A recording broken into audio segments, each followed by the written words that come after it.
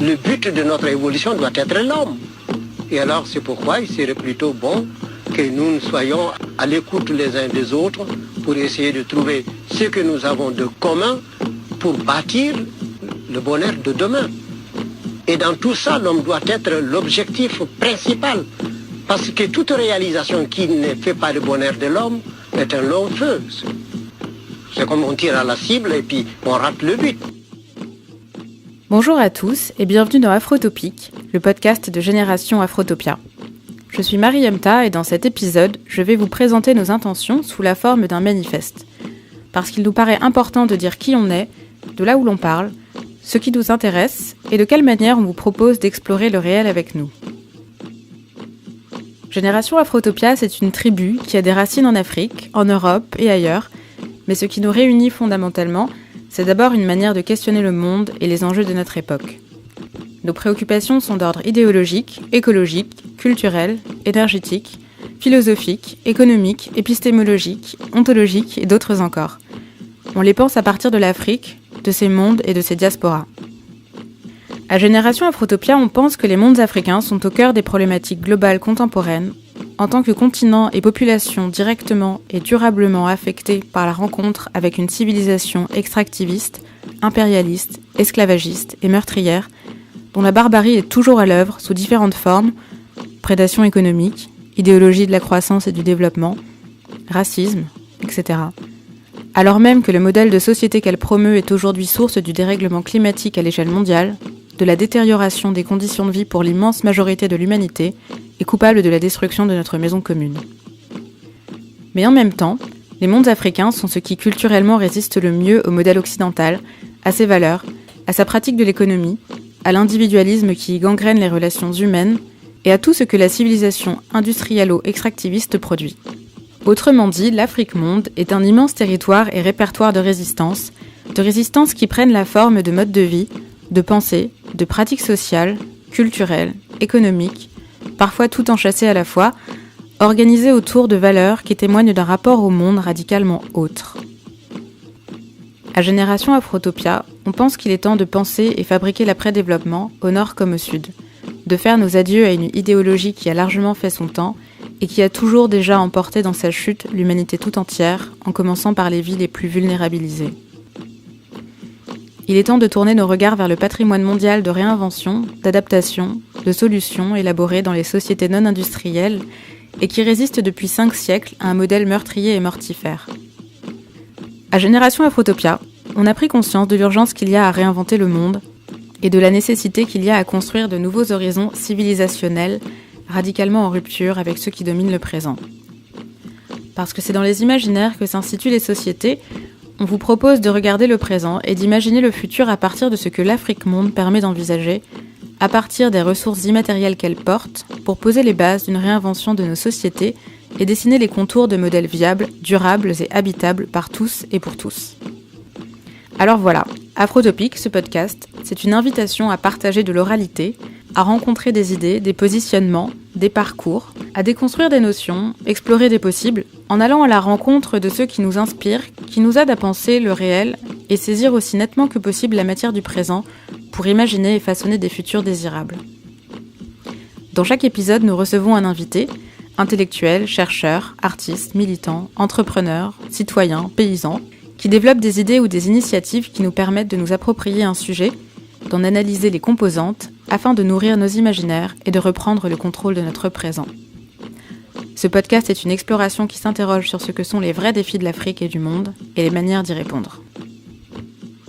Pour vous donner un avant-goût de cette exploration, je vous propose d'écouter un extrait de conversation que nous avons eue avec un penseur que l'on aime beaucoup et qui nous inspire énormément, Felwine Sarr. Felwine Sarr est sérère, sénégalais, économiste, musicien, poète, écrivain, libraire.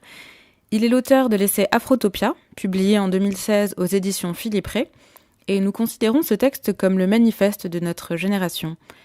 Nous avons rencontré Felwine Sarr en décembre 2018, en pleine actualité de la publication du rapport portant sur la restitution des œuvres d'art africaines qu'il a co-dirigé avec Bénédicte Savoy. Ce qui va suivre est un extrait de notre échange au sujet du patrimoine culturel africain. On parle de culture, de développement, d'économie et de stratégie pour agir et transformer le monde. Cet extrait a été enregistré au départ dans des conditions un peu chaotiques, il n'était pas destiné à la diffusion, mais c'est une manière à la fois de rendre hommage à une pensée qui nous nourrit et de commencer à tirer le fil de notre exploration depuis sa source. Bonne écoute.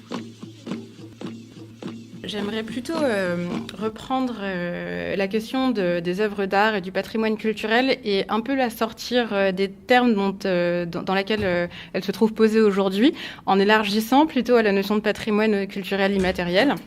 L'idée, en fait, c'est que si on s'arrête à la définition occidentale un peu fétichiste de ce qui fait œuvre d'art aujourd'hui, ce serait encore se soumettre, une fois de plus, à une épistémologie étrangère, prétendument universelle. Et c'est pour ça donc, que j'aimerais qu'on élargisse à l'immatériel. Et l'idée, là, c'est peut-être de voir en creuse que cette restitution vient bousculer dans la façon dont on appréhende notre propre patrimoine culturel immatériel africain, parce que les questions de culture sont également liées à celles de développement. Enfin, il me semble en tout cas que les grandes œuvres africaines, elles sont pas nécessairement matérialisées dans des objets ou des choses comme ça, et que, en revanche, on a peut-être plus une approche de ce qui fait œuvre à travers des pratiques sociales, des pratiques politiques, des pratiques économiques, des pratiques qui font société. La question, en fait, c'est de voir les œuvres qu'on ne regarde pas, qui sont des grandes œuvres africaines, et qui sont celles qui articulent différentes dimensions de l'être humain dans son rapport au réel et qui prennent en charge des dimensions qui sont complètement laissées à l'abandon dans d'autres civilisations. Moi, ça me fait beaucoup penser à ce que Simone Veil appelle les besoins de l'âme dans sa déclaration des devoirs envers l'être humain en préambule. Et voilà, j'aimerais peut-être entendre ce que vous avez à dire par rapport à cette notion de patrimoine immatériel en Afrique. En fait, la première réflexion que j'ai, c'est de dire oui, tu as absolument raison de distinguer les deux et de rappeler qu'en fait, le patrimoine ne se limite pas au patrimoine matériel et aux objets et qu'il a une dimension immatérielle qui est très forte.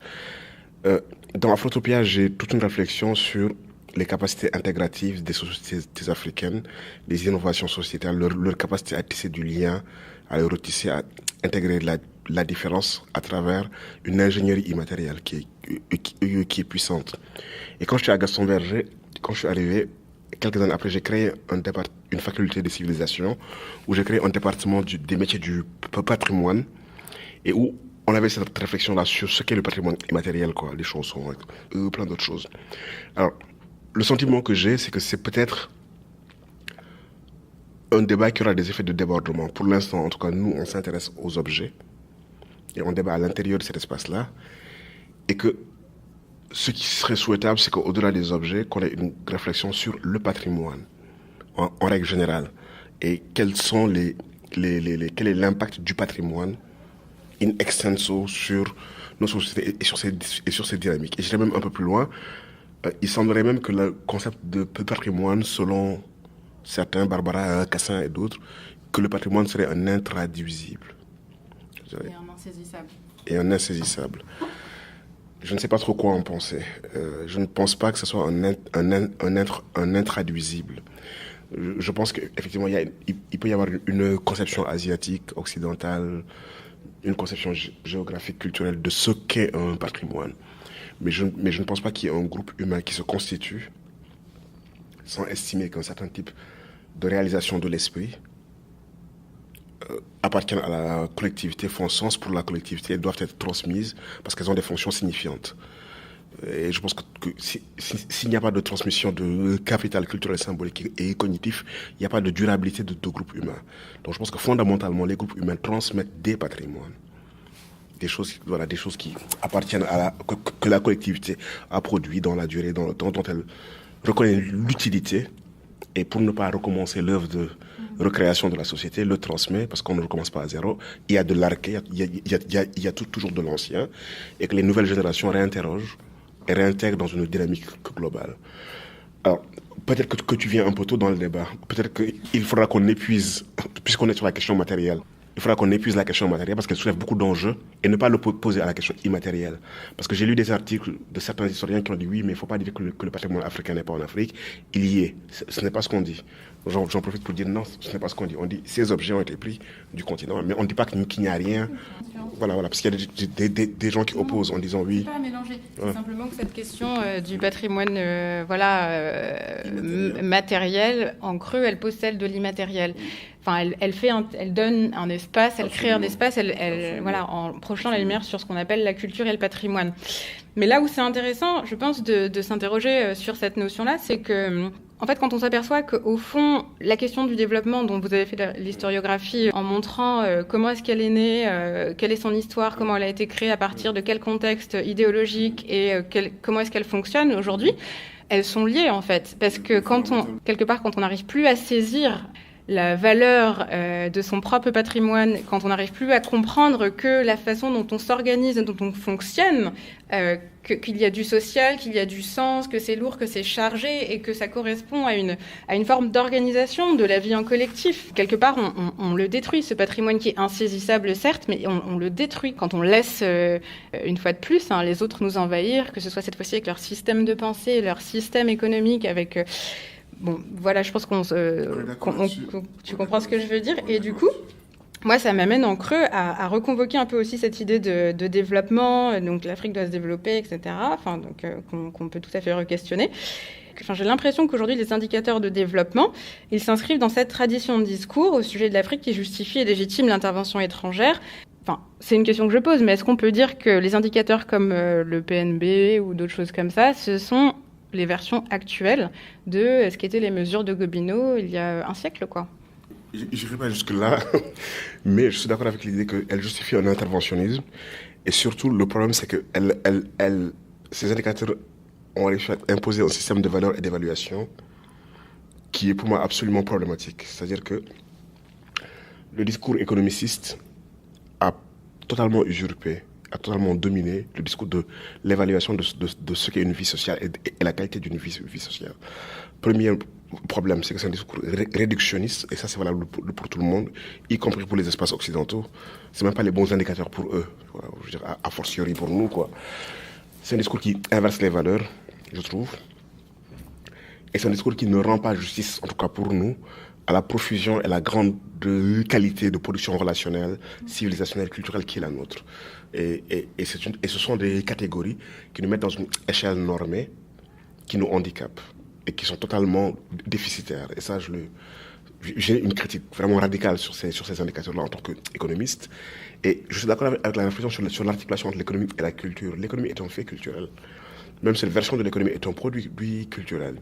Et il n'est pas possible d'avoir une économie qui réponde aux besoins si elle ne s'articule pas dans des modalités culturelles profondes, si elle ne naît pas de ces modalités culturelles-là, si elle vient se surimposer et qu'elle fait fi des modalités organisationnelles intrinsèques aux cultures qui les produisent. Donc cette économie qui n'est pas enchâssée qui n'est pas engendrée par une société ne fonctionnera pas, et c'est ce que nous vivons en fait. Donc d'où la nécessité de revenir à la culture comme espace d'engendrement des formes qui sont adéquates, y compris des formes économiques. Donc de renverser, c'est la perspective. Ce n'est pas l'économie qui devient culture, tu vois, qui doit engendrer la société, c'est la société qui doit produire son économie. Tu vois, c'est totalement différent. Et là-dessus, j'ai le sentiment quand même qu'il y a une bataille épistémologique sur ces questions-là, peut-être qu'elle était moins présente il y a quelques années, et que là, de plus en plus, ces catégories sont questionnées, interrogées, remises en cause, et qu'il y a des travaux sérieux pour dire, voilà quoi, je veux dire, on doit modifier la grille de lecture, et qui montre en quoi cette grille-là, elle est impérialiste, quoi. C'est une forme d'impérialisme. C'est sûr que c'est une forme d'impérialisme, et dans le discours développementiste, il y a des relents de la mission civilisatrice. Il y a des relents. C'est-à-dire, si on l'écoute, fondamentalement, c'est ce que ça dit. Comment est-ce que vous expliquez que, malgré l'échec retentissant d'un modèle occidental à proposer une forme d'organisation de la société qui profite à tous, soutenable sur les plans de la justice sociale, de l'économie, de l'énergie et des aspirations, en fait, de la dimension juste aspirationnelle de l'être humain, comment est-ce que vous expliquez en fait, qu'on soit encore dans une situation où il y a des pays du Nord qui donnent la leçon et l'aumône à des pays dits du Sud? En fait, je pense qu'il y a une puissance structurante des imaginaires que ce discours-là a eu durant de longues années. déjà, il faut peut-être voir comment il s'est disséminé. Des travaux théoriques qui ont été disséminés par une vulgarisation journalistique, qui ont été disséminés dans la culture et qui se sont imposés comme seule catégorie signifiante.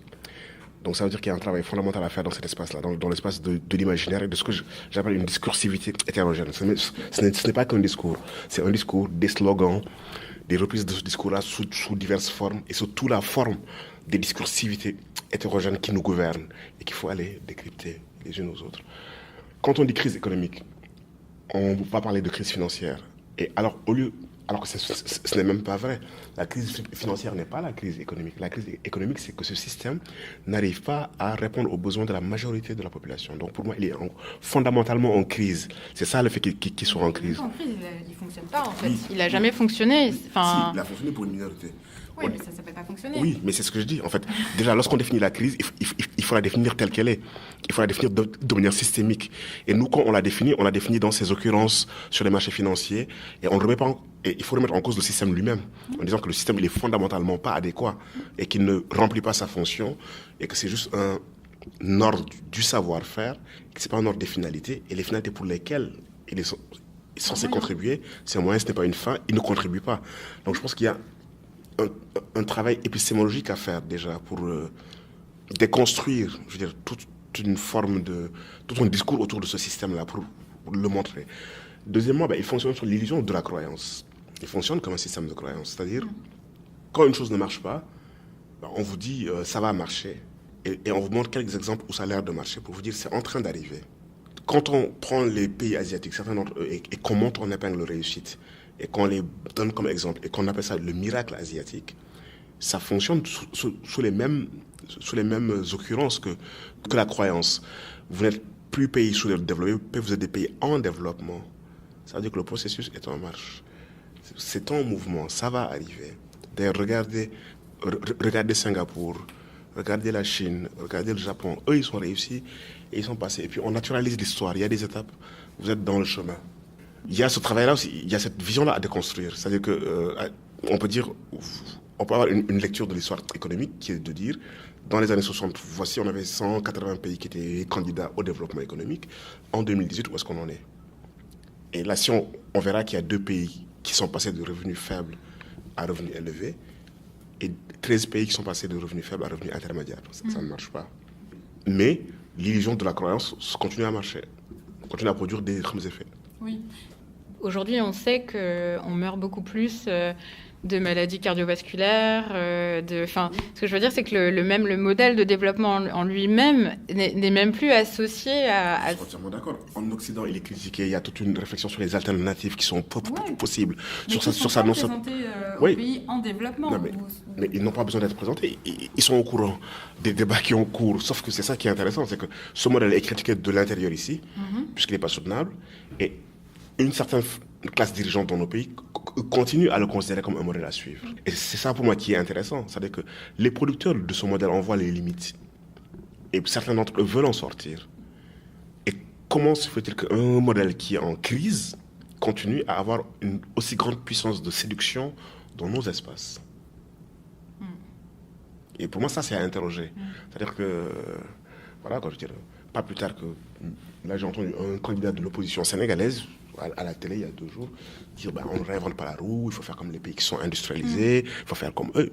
Alors que les pays qui sont industrialisés, leur modèle pose la question écologique fondamentale, quoi. Et le monsieur, à aucun moment, il n'interroge cela. Et c'est peut-être ça qu'on doit déconstruire. Comment nous, on est capable de sortir de la mentalité du réplicateur et de considérer que c'est nous qui devons réinventer le monde.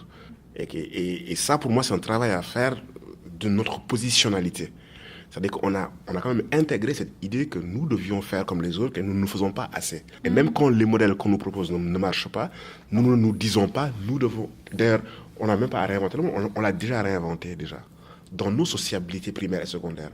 Sauf que ce qui se passe dans nos sociétés, nous ne le lisons pas d'un point de vue systématique, comme quelque chose qui relève d'un ordre que nous pouvons proposer. Donc il y a tout ce travail-là à faire, qui est un travail important dans les imaginaires. de prise de conscience que tout est déjà là et qu'il n'y a plus qu'à peut-être à le systématiser. Exactement, à structurer et à passer à l'échelle. Oui, à le faire changer d'échelle. C'est ça. Voilà. Et c'est ça, exemple, moi je pense que nos économistes doivent faire ce travail-là. Ben oui, arrêter de répliquer l'économie néoclassique et d'aller voir quelles sont les formes d'économicité qui fonctionnent, où sont leurs forces, où sont leurs faiblesses, comment on peut démultiplier leurs forces, comment on peut réduire leurs faiblesses et comment on peut les faire changer d'échelle et quelles sont les vraies variables qui déterminent cela. Mais ça demande une révolution du regard, une grande révolution du regard, dans sa discipline, dans sa mentalité, dans la manière dont on aborde, dans tout l'inconscient qu'on a engrangé. Et c'est ça, les vrais blocages. Ils sont là-bas, en fait. Ils sont là-bas, quoi. Je veux dire, moi, j'ai fait un cours d'économie du développement pendant 7 ans. Au bout de 3 ans, j'ai dit aux étudiants, je dois vous enseigner ça, mais ça ne marche pas. Alors, on va faire un cours où on déconstruit les théories. Une fois qu'on a fini, les étudiants me disent, maintenant qu'on a déconstruit, on fait quoi? La posture intellectuelle, en fait, elle doit être impactée par une vision beaucoup plus grande et une meilleure compréhension de sa place dans l'univers et peut-être d'une certaine manière de sa souveraineté et pas se considérer, enfin les économistes aujourd'hui africains, français ou autres, comme tout simplement des gens qui reproduisent un schéma, qui s'inscrivent dans une continuité, etc. Mais plutôt de reprendre conscience de leur force aussi à eux d'engendrement du réel, mais avant de la reprendre déjà, oui, j'aime bien le terme. Un gars comme moi, je critique l'économie néoclassique. Personne n'ose rien me dire parce que on peut pas m'opposer l'argument que je ne connais pas la discipline. Donc ça veut dire qu'il a fallu que j'investisse dans la discipline, que je sois docteur, que je sois agrégé des universités, que je remporte des prix.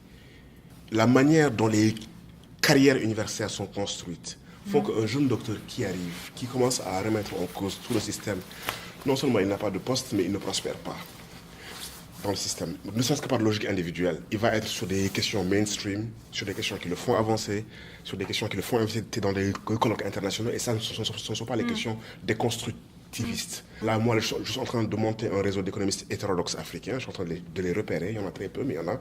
Et je suis en train de leur dire, on crée une revue, on crée un journal, on écrit un manuel où on repense les méthodes, mais parce que j'ai l'autorité de le faire. C'est ça que je veux dire, c'est que je suis à une position où je peux le faire aujourd'hui.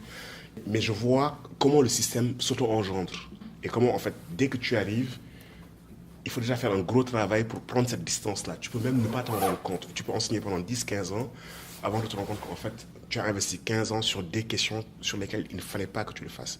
Il fallait que tu entreprennes une nouvelle recherche, une nouvelle prospective, que tu ouvres d'autres espaces. Mais parce que tu as un capital cognitif que tu réinvestis, tu es dans une position de rente intellectuelle, et le système dans lequel tu es fait de telle sorte qu'il faut vraiment que tu te déplaces pour l'interroger. Et même les doctorants que tu prends, quand ils arrivent, dans quelle voie on les met? Il y a toutes ces... Comment on forme les nouvelles générations? Est-ce qu'on les forme à l'hétérodoxie, à la critique du système, ou bien est-ce qu'on les forme à reproduire le système? Donc, il y a des logiques dans le système qui entérinent la relation. Et bon, je suis désolé, ici, moi je voyais qu'il y avait des facs de gauche. Quand je suis arrivé sur le continent, toutes les facs étaient des facs d'économie néoclassique. Toutes les facs, je n'ai pas vu une grande fac où il y avait un grand labo avec des personnalités fortes qui interrogeaient le système. Bien sûr. Et aujourd'hui, ceux qui portent un peu la critique ou qui l'incarnent, ce sont les purs produits qui sortent des grandes écoles de commerce et qui sont aujourd'hui ceux qui proposent des programmes de formation à l'économie, à l'entrepreneuriat social, qui ne viennent même pas interroger les fondamentaux même de l'inégalité et de l'injustice du système. C'est une critique à l'intérieur du système, pas une critique du système. Mais c'est pas une critique radicale et c'est problématique. C'est une critique qui est réinvestie par le capitalisme en lui-même. On dit la même chose, c'est une critique à l'intérieur du système, c'est pas une critique du système. Mais la plupart des gens qui sont critiques, qui sont là, qui quelque part défendent une vision qui est quand même aussi radicale, enfin, ils font le pari qu'on ne peut changer le système qu'à travers les institutions. Le lieu à partir duquel on conteste le système, c'est une question difficile. C'est une question qui n'est pas simple, quoi. Quand la critique est trop à la périphérie, il lui manque des ressources. Quand elle veut se porter au centre, elle peut être récupérée et phagocytée. C'était Afrotopique, épisode 0, épisode informel. La musique du générique est un extrait de l'album Par les damnés de la terre de Rossé. Et en introduction, vous avez entendu la voix de Amadou Ampateba. J'espère que cet extrait vous aura donné envie d'écouter les prochains épisodes. À bientôt.